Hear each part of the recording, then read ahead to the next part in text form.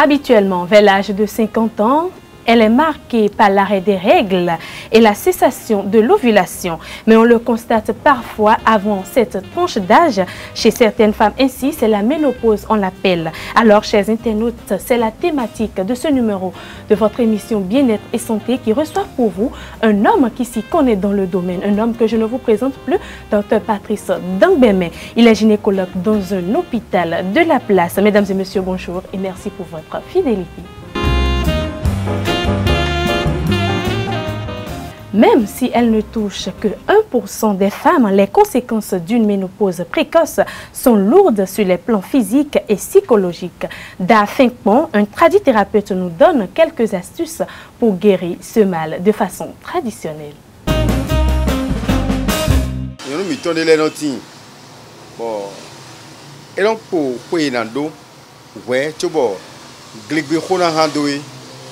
Nous goudons DJ, tu n'as noté de bien yonu non pour nous con.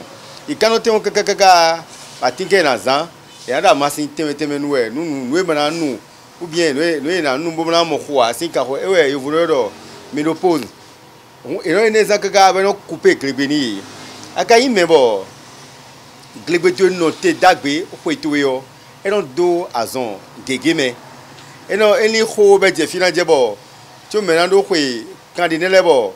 Et le gbanton vlamen, gbanton nous canton, moi si vlamen les bo, glebe noteni, alors que gban vlamen, bon glebe noteni, bon et le bedjelo, fi roso kamia, et couteau et bacho, nous bekaton, couteau et bacho, nous bekaton, et les rois c'est aller jever, on sort de comment gandia, gometier bla, on yege ta fi femier, ou to aïdi a robé un petit coup, voilà moi, ma ou kodo. Bon, dans la maison, yon nous donnons au verre sun moyo, yon namo agone. Suno po aba ye ruzu, ye de ruzu wendo, ye je no gudo. Bon glebe, bo je glebe de gudo kafla. Ye je glebe moyo dio kanjo. E ama dio ba di ho ne suko fi ti la menwe yo. E no do azon gege. E no le azon me on je no kumba goji. E ka de o won wi ton po. Benonze e ro mo bro me de me na ma momi a. Mathieu me yodo honsu gogo honsu gogo bonanze bona dabo je nunuji e pa mamlo jeji me o yiro mi onu e da ine be ma ejo na dobi bonu me on brene bo e ma pe mo e na mo mi de suno bo mi na do a masido zeni e na mo ati vesu honsu gogo bona mo o kwesindo e ne bo glo vovo na jeji binendo de we e me o da de bo et ma bec le petit a et na yilomi et yilomi on étant au gossi à l'idée dîner ndanion et réon et le nounou pédic et réon et na doje glebedjedi on a donc mon frère petit menou yon lebodo l'état maintenant qu'on nous do ko la rodea mais do e odion o gbede nde na bloma je glebe e do da ma se on bo e no couper glebe ni do état mo khoutu agbe ko mo ba ya bo kan blo nu Je suis persuadée que vous avez pu retenir quelque chose. Chers internautes, c'est à présent la rubrique. Qu'en savez-vous?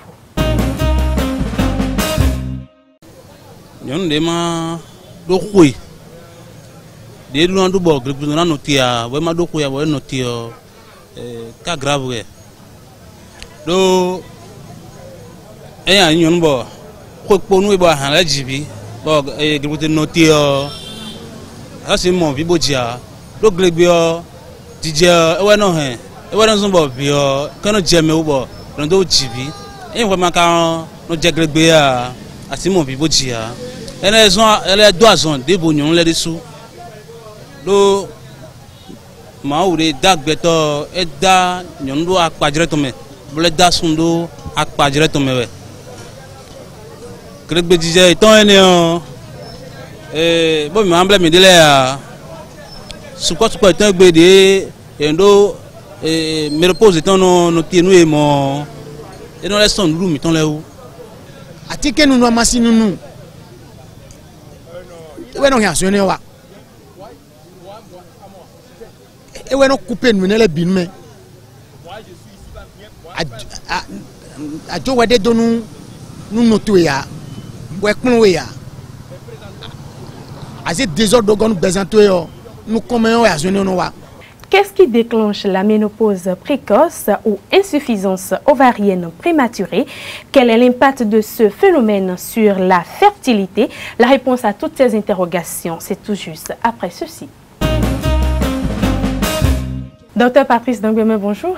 Bonjour Tatiana. Merci d'accepter à nouveau notre invitation. Merci. Alors d'entrée de jeu, comment peut-on définir la ménopause et surtout celle précoce, docteur? Merci. La ménopause en général, c'est la cessation des menstrues, vulgairement appelées règles, chez la femme pendant une période plus ou moins de 2 ans. Et lorsqu'elle constate cette cessation sur une période continue de 2 ans, on peut déclarer que cette femme-là est ménopausée. Mais elle est précoce lorsque, c'est par rapport à l'âge, lorsque ça survient avant 40 ans, on dira que la ménopause, elle est précoce. Sinon, habituellement, ce qui est normal, elle survient entre 45 ans à 55 ans. Dites-nous, docteur, à quel âge peut-on constater ce dysfonctionnement chez la femme? Ce dysfonctionnement ou la ménopause précoce, elle survient souvent avant l'âge de 40 ans. Donc, en ce moment, on peut poser le diagnostic de ménopause précoce. Oui. Mais le plus souvent, c'est du fait donc de l'absence de la conception qui amène les patientes à consulter le plus souvent pour savoir la cause de l'hypofertilité ou de l'infertilité. Et donc, le plus précocement, on peut, autour de 35 ans, 30 à 35 ans, voilà, on peut déjà avoir des signes annonciateurs. Et l'un des signes annonciateurs, c'est l'hypofertilité ou l'infertilité du couple qui permet donc d'aller vers le diagnostic précoce de la ménopause précoce. Qu'est-ce qui déclenche cette ménopause précoce chez la femme ou elle vient naturellement, docteur? Et la ménopause précoce est pathologique, donc ne peut pas être naturelle. Ce qui est naturel, c'est ce qui est la ménopause normale. La ménopause précoce, il y a plusieurs causes qui pourraient expliquer cette ménopause précoce. Il y a des causes d'origine médicale. Et ces causes médicales, il y a la chirurgie qui permet donc d'enlever ces gonades femelles, c'est-à-dire ces gonades vertes. Cette chirurgie qui amène à l'ablation ou à l'exérèse de cette gonade permet donc d'avoir en même temps la castration de la femme. Ça conduit vers la ménopause précoce. Et ces chirurgies sont observées le plus souvent dans les pathologies cancéreuses comme le cancer du col de l'utérus, le cancer de l'endomètre, le cancer donc du sein, qui sont des cancers hormonodépendants qui, comme ce gonade-là, sécrètent des hormones. Pour éviter que ce cancer prenne de l'ampleur, on est obligé d'aller enlever ces gonades-là. Donc les autres causes, toujours médicales, c'est la chimiothérapie et la radiothérapie. La chimiothérapie est le traitement du cancer par des rayons. Et ces rayons peuvent aller endommager cette glande-là et arrêter son fonctionnement. L'autre chose, c'est la chimiothérapie, c'est des produits, des médicaments qu'on injecte qui circulent dans le sang et qui sont antimitotiques, c'est-à-dire et empêchent la prolifération des cellules. Donc ça peut aller détruire alors cette gonade, cette glande-là, et serait responsable donc de l'arrêt de son fonctionnement. Lorsque nous quittons cela, il y a des causes qui sont des causes génétiques.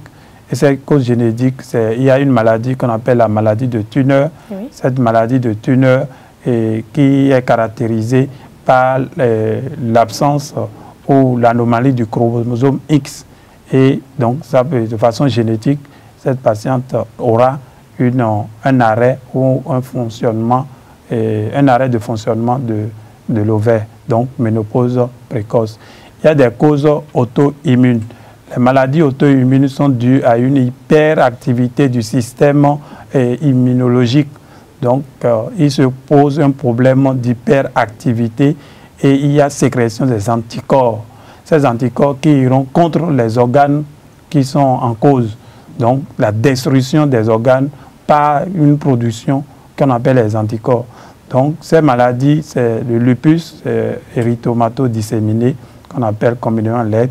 La polyarthrite rhumatoïde, c'est des maladies inflammatoires et qui peuvent entraîner la destruction donc, de l'ovaire, source donc, de la ménopause précoce.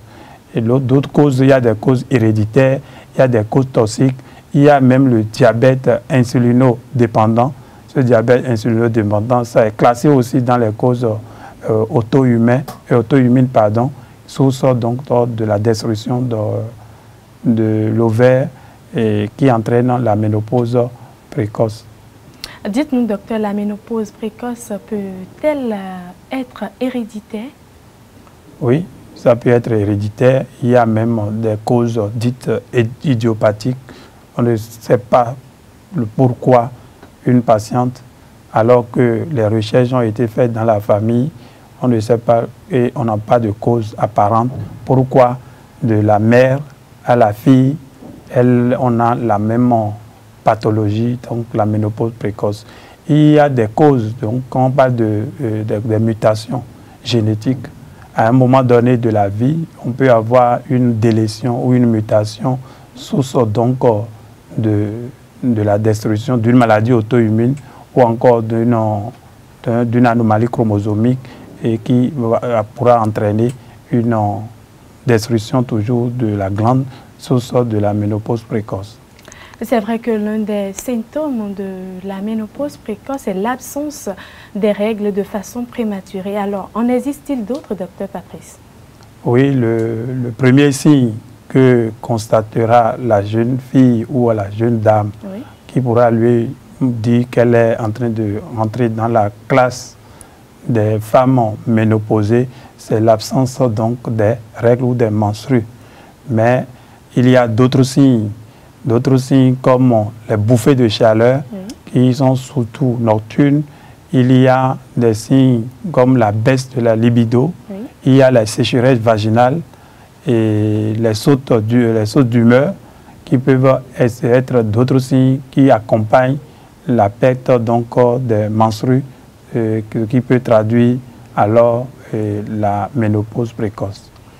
Alors, vous êtes gynécologue, je le rappelle. Quel est l'impact de la ménopause sur l'organisme de la femme et sur le couple? On dira que les impacts sont nombreux sur le plan psychologique, puisque c'est la patiente qui sent qu'à un moment donné de la vie, elle avait l'habitude de saigner de façon cyclique. Elle n'a plus ça. Elle a donc une autre perception d'elle-même. Elle pense qu'il y a le vieillissement qui s'installe et après le problème de vieillissement, elle va entrer dans le problème psychologique lié à l'absence donc de la grossesse. Oui. Lorsqu'il y a une hypofertilité ou bien une infertilité, il y a tout un tas de problèmes. Ça peut être un problème familial, sur le plan conjugal, ça peut être un problème social, le fait qu'elle n'a pas pu déjà avoir un enfant avant de rentrer dans cette classe de ménopausée précoce. Il y a les problèmes d'ordre conjugaux, des problèmes d'ordre conjugal, du fait qu'elle n'arrive pas à avoir les rapports comme elle aurait souhaité, du fait de la sécheresse vaginale. Elle aura des douleurs, on appelle ça la dyspareunie. Elle aura des douleurs lors des rapports sexuels, donc elle n'arrive pas à vivre pleinement vraiment les rapports sexuels comme cela. Donc il n'y a pas l'orgasme qui est atteint, donc des problèmes de l'orgasme non atteint, c'est des problèmes de cassure de couple. Donc il y a des problèmes d'ordre psychologique, d'ordre social, d'ordre conjugal, et il y a le fait qu'elle ne se sentira pas bien comme toute autre femme avant cet âge-là ou bien avant la ménopause précoce. avec des bouffées de chaleur, des sauts d'humeur, elle sera très irritée. Elle est tout le temps énervée. Énervée, irritée. Elle n'est pas d'humeur. Elle n'est pas d'humeur. Et cela ne peut pas... cela peut-elle causer le divorce d'un couple? Sinon, le divorce dans un couple? C'est sûr, à 80 ou 90%, quand il n'y a pas d'enfant dans un couple, avant que cette pathologie s'installe, c'est beaucoup plus compliqué. Le plus souvent, c'est le divorce du fait de l'absence d'enfants dans le couple. Et quand il y a une ménopause précoce, dans nos contextes, en absence d'enfants dans ce couple, la chance qu'elle ait d'enfants est très limitée, puisqu'elle ne disposera pas des ressources qu'il faut pour quand même s'en approprier. Docteur Patrice Dangweme, avant d'aborder les traitements possibles face à ce phénomène, je suppose une jeune fille qui a entre 30 et 35 ans et elle vient de commencer sa vie de couple et se trouve confrontée au problème de ménopause précoce. Que doit-elle faire?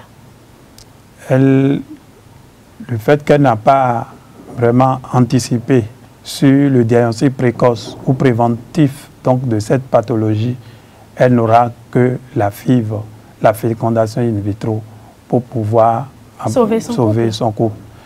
Et ceci, on appelle ça dons ovocytes. Il n'y a que les ovocytes d'autres femmes qu'elle pourra utiliser pour faire la fécondation in vitro, pour pouvoir avoir un enfant, don d'ovocytes.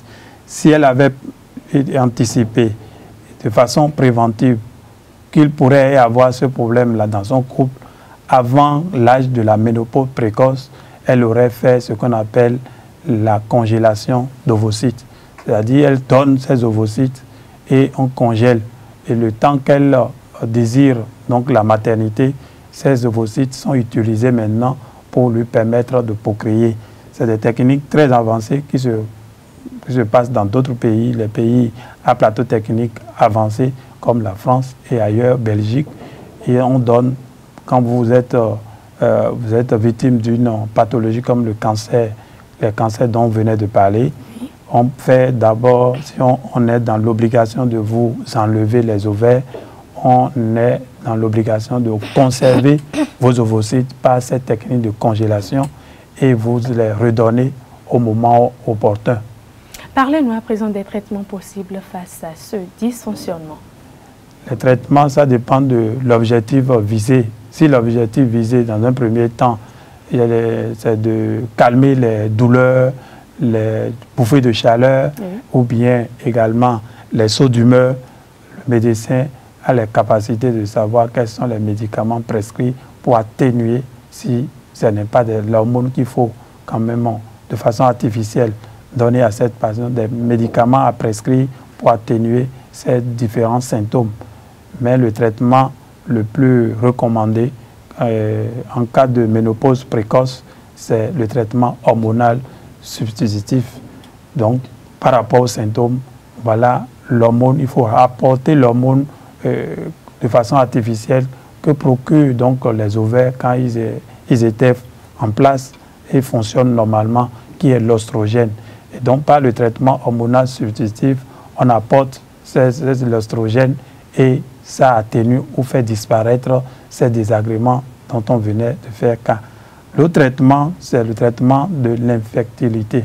Ce traitement de l'infertilité, je venais de dire tantôt, ce n'est pas le don d'ovocytes, c'est une autre femme qui donne ses ovocytes à celle qui ne peut plus les produire pour qu'elle puisse avoir cette chance de concevoir par la technique de la FIV. Dites-nous, docteur, une femme atteinte de ce trouble peut tomber enceinte en suivant des traitements donnés? Si c'est avéré qu'il s'agit d'une ménopause précoce, elle ne peut plus tomber enceinte de façon naturelle. Elle ne peut que faire des enfants par les méthodes artificielles, comme la méthode de la PMA, dont le don d'ovocytes. Quelques conseils à donner?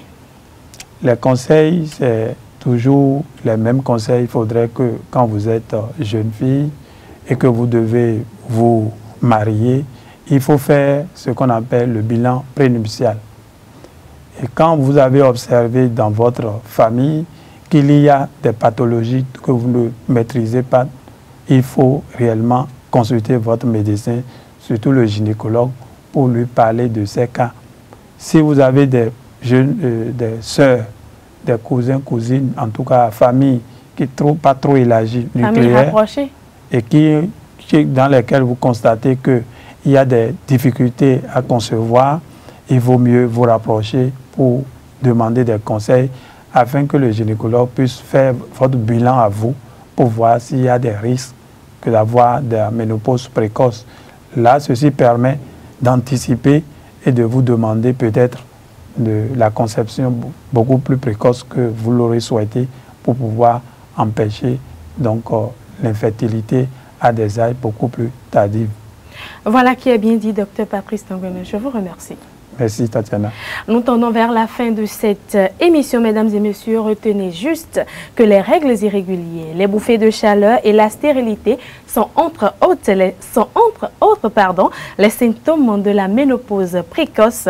Et une femme atteinte de ce trouble peut tomber enceinte après avoir suivi un traitement si possible. Nous vous présentons toutes nos excuses pour la non-présentation de la rubrique Astuces Fruits dans ce numéro de votre émission Bien-être et Santé, que je vous remercie d'avoir suivi. Je remercie aussi toute l'équipe de réalisation. Il est important, mesdames et messieurs, de savoir que la santé sans la richesse vaut mieux que la richesse sans la santé. Sur ce, portez-vous bien et au revoir.